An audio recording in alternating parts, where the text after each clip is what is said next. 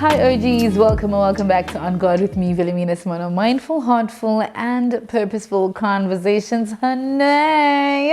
If it's your first time here, you just found yourself a community of believers who are doing life with Christ one stumble at a time. If you've been with me since episode number uno, you know I super duper appreciate you. Thank you so much for holding space for the girl, as the girl has been holding space for you.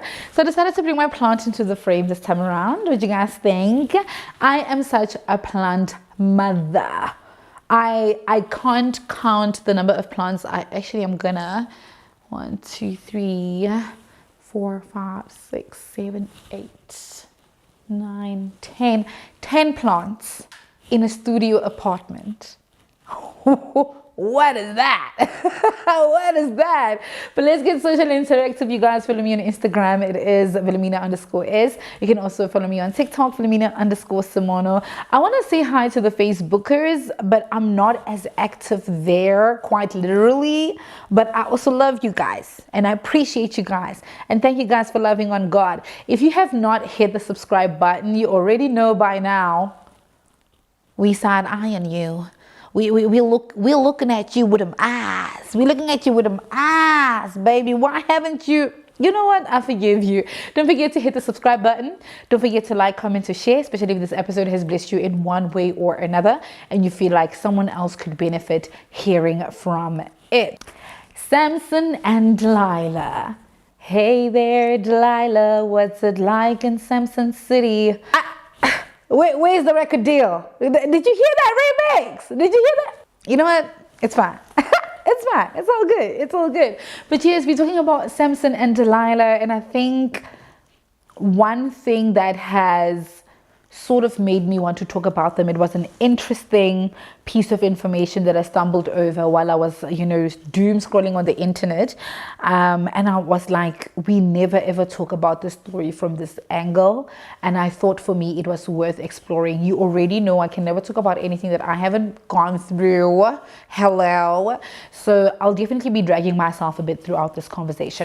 I think for believers, for being born again, and I must speak to myself. I realize a lot of times I say believers, but some of y'all are probably sitting there like, girl, we fine. We fine. But okay, I had I don't know, this proclivity on my walk with Christ where I feel like there are certain parts of my life that I can give to him, that I can surrender to him, where I'm like, yes, you have it. Yes, you got it. And other things I feel like I can keep to myself. And I think essentially that's what we see with Samson, right? Who had a lust issue and never submitted that lust issue to God, right? Where he was chosen and called and he had this, like he was never defeated. He had this power. He had all of this, but even blessed, anointed, called and chosen as he was, there were certain parts of his life that I felt he kept away from God. And I think we all have that proclivity, right? Where we feel like I cannot include God in this, right? I've spoken so much about the fact that I feel like for so long, I've kept the part of my yearning for love away from God. And that's why I always compromised in the department of love. That's why I always compromised when it came to my dating life, right? Because essentially that's what we do, right? So you think you can give God your career, you can give God your family, but you don't want to give God that drug problem. You don't want to give God that lust problem. You don't want to give God, that I don't know, that validation seeking problem, right? And that's the kind of problem that we have. That's the kind of conversation we're going to be talking about today, right? We're talking about Samson, the man who was called into living a consecrated life, but didn't necessarily see it to its full. Then we talk about Delilah. Everyone has a Delilah in their life. And I think that speaks to the thing that you feel like you can't submit to God, or the thing that you constantly find in your life. It's tempting you, it's dragging you back, it's doing all these things, but bringing you closer to God. And then want to talk about the razor. And I think the razor, I want to talk about it from Charles Spurgeon. is it Charles Spurgeon. There's a beautiful quote that he had, and I fell in love with that quote over and over and over and over again, because a lot of the times we think when we fall as believers, we fall because of one massive thing, but it's the little compromises that build up into it. So let's get into today's episode. First things first, let's talk about living a consecrated life. To live a consecrated life is to surrender everything to God. Even the very same thing that you want to keep hidden from your friends, from your family, from your church mates, and every single person. It's to submit and surrender the sin that entangles and leads to death, right? I think there's always a misunderstanding between living a consecrated life where someone might think it's a laundry list of do's and don'ts. I want to believe it's not like that. Obviously, there are certain things holistically as believers we can agree on. You need to live your life in a particular way, like you cannot murder, don't do that, do not steal, do not lie. That's like very, very much foundational, right? But I think also living a consecrated life is constantly adhering to the promptings of the Holy Spirit, where you are being convicted, right? I had a conversation sometime a week or two back with a friend where we're talking about like the fact that one person can be convicted to stop doing another. One person can be convicted to stop doing one thing, and another can be convicted to stop doing another, right? Like for me, and I'm gonna be like blatantly honest, like my friends can happily watch Sex and the City, but for me, I know I need to steer off Sex and the City, no matter how much I love it. No matter how much I love it, because I'm still coming from a season where I was unfortunately having sex before marriage, and I still carry some of those residues that even when I watch some of these scenes, it's just like, oh, a girl ought to go touch herself, right? For someone, you might be convicted to stop, to delete Instagram because of your comparison issue and how that leads to your depression, but another person is not. But so to live a consecrated life is to constantly heed to these promptings of the Holy Spirit outside of the already existing things that you need to do in order to be like Christ in the way you live, in the way you think, in the way you talk, and in everything, right? So we see that with Samson, where he was anointed, called, and chosen. He had this superpower. No one could defeat him. What? Good luck taking it down with Samson. But yet we see this last issue that he had, that he kept away from God and he kept to himself, right? And we all know that to be saved, to be saved or to be called, to be anointed, doesn't mean consecration. Consecration is all up to you. Consecration is in your hands, right? So we are all Samsons in the sense that we are all called to believe. We are all called to love God, to honor God with our lives, with our bodies, with our money, with our purpose, to honor Him. But everything that happens in the everyday life is entirely up to you, up to me, right? I always talk about the fact that, no, guys, I didn't stop drinking because I was heavy on the bottle, but I stopped drinking because for me, I was like, I want to do this walk with God sober, and I will get back into it if I want to get back into it. But until such a time, I just want to do my walk with Him sober. And that's part of me living in consecration.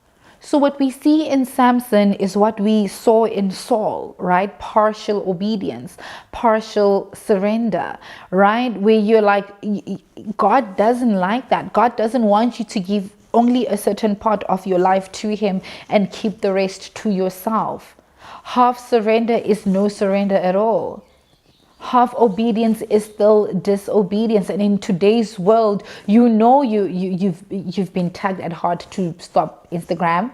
You've been tugged at heart to leave that relationship, to leave that job, to leave that industry, to stop posting pictures like that. So for the modern day believer, you are Samson in the sense that there are certain things God has blessed you with, that God has entrusted you with.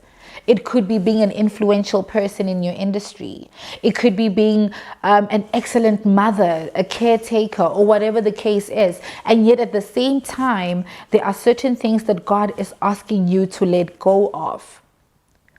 So we need to live consecrated in that. I can't go read the Bible on a Sunday, and I'm sorry if anyone's going to feel condemned. I can't read the Bible on a Sunday, and then the next day I'm thirst trapping like, whoa, God is I don't.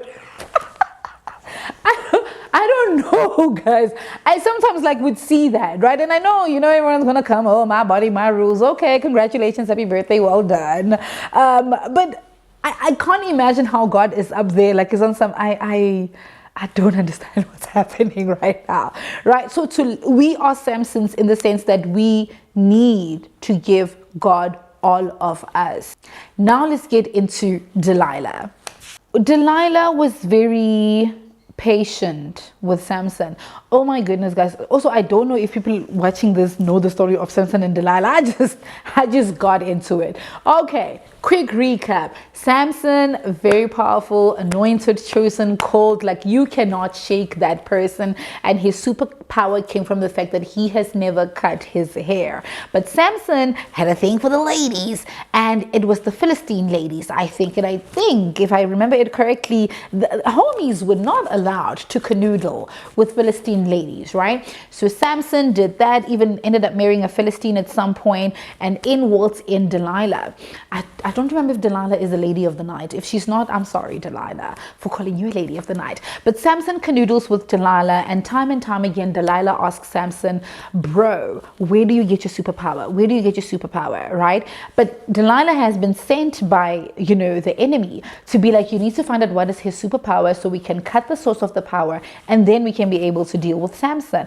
Oh my goodness. Samson is almost running game with Delilah. Can almost see that, nah, Delilah, see what you're trying to do. So Samson doesn't ultimately tell Delilah the truth at the beginning. Tells her one thing, tells her another, and Delilah is just coming there oh, Samson, why did you lie to me? Where do you get this superpower? I'm not saying Delilah is Puerto Rican, but I can imagine, oh, Samson, why did you lie to me? Where do you get your superpower? And Samson is well, if you do this and do this, then I'm going to lose my superpower. But because Samson has been canoodling with Delilah for so long, eventually Samson tells Delilah what happened.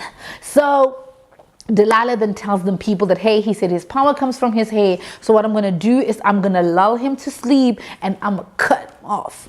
Cut it. Your hair is way too long. We need to cut it. Right? Cuts the off, and gone is the power from Samson. I hope everyone is all caught up. Okay, cool. Now let's talk about Delilah. So Delilah is the thing in your life that you are unable to get rid of, that you have gotten very comfortable with, or you have decided to rebrand it as that's just who I am, right? Because like I said, Delilah was very patient with Samson to ask him, where do you get your power? Where do you get your power? I think she did this 4 or 5 times before Samson eventually, decided to tell Delilah where does the source of his power come from, right? And the thing in our life is going to be very patient with us in terms of wearing us off. The relationship you're supposed to leave, the porn, the drugs, the alcohol that you need to let go of, the thirst trapping and all of that, they are not going to wear you off just immediately, but it's all going to build up into this one terrible thing where you ultimately get comfortable with sin, right? Where people are going to come to you and say, hey, you have a porn problem, you need to stop. And you're oh, but I've always been like that. Oh, at least I'm not out there getting some STI, I'm just doing it on my own. Yeah, bucko, you are literally deteriorating mentally, right? So it's one of those where if you get too comfortable with Delilah, you're going to make Delilah a part of who you are. Samson kept playing in front of Delilah, and I want to believe the few times where Samson was lying to Delilah about where he gets his superpowers, it was when he thought he was still in control. It was at the beginning of his little addiction, right? And for you, it's just, now I'm just scrolling for 2 minutes. Oh, I'm just going to watch one video. Oh, I just need one more drink. No, let me give the relationship a chance one more time. You keep playing in the temptation. You keep playing in the territory of sin, and you're thinking one day it's not going to wear you off. It's going to be the cause of your downfall. Delilah is not going to come absolutely looking like, the devil, 6-foot horns and everything. Delilah is going to come looking like comfort. Delilah is going to come looking like a solution. Delilah is going to come looking like exactly what you look like, right? You can't leave that relationship because your opinion is that if you leave the relationship, you are not going to find love.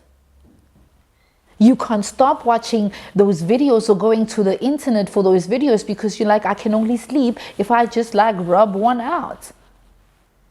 The Delilah in our life is there to wear us off, and we need to be honest about the fact that ever since I started doing ABC, 1, 2, 3 has been happening. Ever since I got comfortable with ABC, this and this has always been happening. Be careful to not make Delilah your identity. Be careful to think you can control Delilah. And I want to believe the reason why essentially Delilah ended up winning against Samson is because Samson didn't submit that part of his life to God. Right? You cannot fight Delilah on your own. You need God to fight off Delilah, especially if you are knee deep in. You need God to fight off the Delilah in your life, which takes us to the third point, the razor.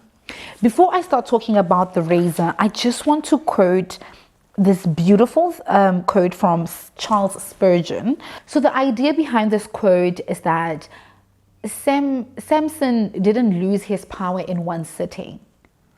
He lost it leading up to that one sitting. It's the little razors, right? Compromising with Philistine women. I hope it is the Philistine women, right? Hanging around Delilah. Delilah asking because Delilah is patient. And the quote reads, as long as Samson is consecrated, he is strong. Break that and he is weak as water. Now there are 1,000 razors with which the devil can shave off the locks of a consecrated man without him knowing it. Every small compromise that you make with the Delilah in your life is ultimately going to lead to your biggest downfall. Not sure if you guys know the book, The Compound Effect. It's just talking about the little that you do leads up to the great, amazing things that you can become. You know what I mean? You don't learn to be consistent overnight. You just do little things over and over again. And I think the compound effect also works here. That the little things that you are comfortable doing, the sin that you are comfortable with, the sin that you are playing around with is ultimately going to lead to your biggest downfall. If I take a razor cut, if I take a small razor and I just scratch myself like that, in the moment, the razor is not doing anything. But over the years, I am bleeding to death because I have cuts all over my body. And I think that's essentially what Spurgeon was trying to portray. To say the razor was just the final act because the consequence of Samson's decision, the consequence of his choices, the consequence of his compromise. You cannot afford to entangle yourself with the Delilah in your life. And the crazy thing is, we all know the cost of the Delilahs in our lives. We all know the cost. We all know the cost of just entangling ourselves in this sin. So in today's episode, I hope you can go and sit down and ask yourself, what is the Delilah in my life? What is the sin? And it doesn't have to outrightly be a sin that is in the Bible. You know your convictions. You know every time you open that app, the Holy Spirit is just side-eyeing you. You know every time you text that person, the Holy Spirit is asking you, what are you doing? So we need to ask ourselves, what is the Delilah in my life? What sin are you just calling your weakness? Your chubby girls are my weakness. No, no, you have a problem, sir.